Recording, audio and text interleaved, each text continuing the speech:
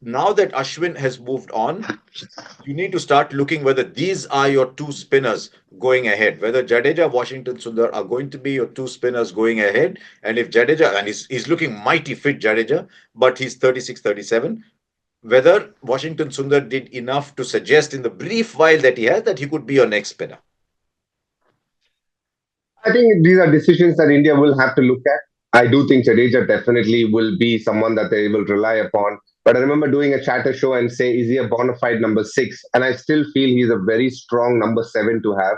I think when you put him at number six, you kind of feel that it would do better if there's a pure batter there.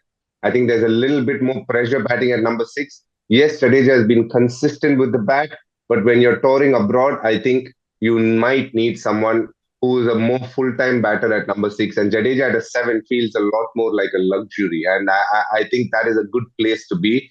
I still feel he will be on that flight to England because he is a very useful cricketer in terms of stemming runs and giving you that lower order runs which India always require. But there's also a couple of good left-arm spinners coming through from the domestic that Team India and Ajit Agarkar will be having a very close eye on.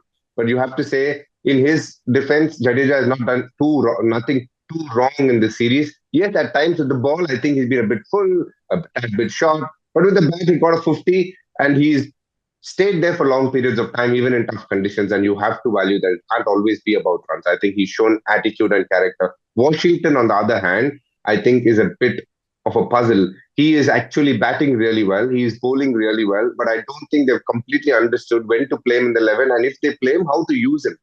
Because in this test on a green top like this, I think they backed his batting more than his bowling because they hoped it would turn, but it didn't feel like it was going to turn at any point of time. The last two test matches that he's played, he's actually bowled very little.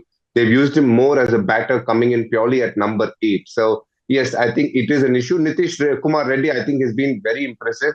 We saw what he could do with the bat and with the ball. He's been a bit expensive. That's always the case. If he can control his length a little more, it'll be better.